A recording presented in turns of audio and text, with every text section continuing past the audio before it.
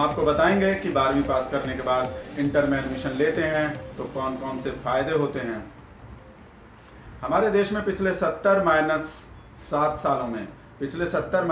सालों में 12वीं के बाद डायरेक्ट ग्रेजुएशन में एडमिशन होता था, जिसकी वजह से बच्चों की नींव कमज़ोर रह जाती थी।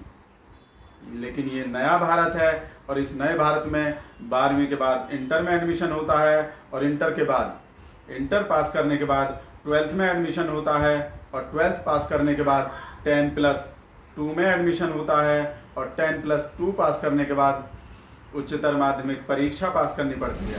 यानी उसकी नींव बहुत मजबूत हो जाती है, उसके संस्कार बहुत मजबूत हो जाते हैं। लेकिन 12वीं पास करने के बाद इंटर में एडमिशन लेना बहुत मुश्किल होता है, बहुत टफ होता है। उसे कोई छात्र ही कर पाता है।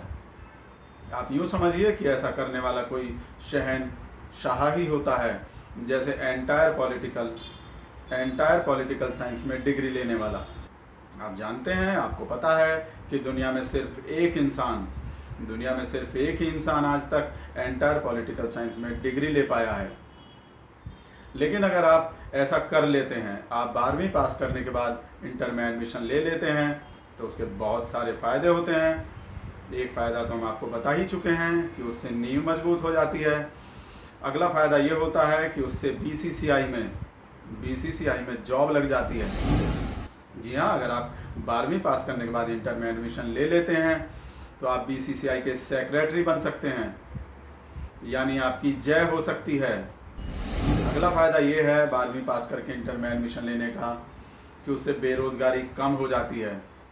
बेरोज़गारी इसलिए कम हो जाती है क्योंकि जब आप 12वीं करने के बाद ग्रेजुएशन में एडमिशन नहीं लेते, इंटर में लेते हैं, यानी कि वो पीरियड जब आप नौकरी पाने के लिए निकलते हैं वो आगे खिसक जाता है, यानी आप बहुत बाद में बेरोज़गार होते हैं।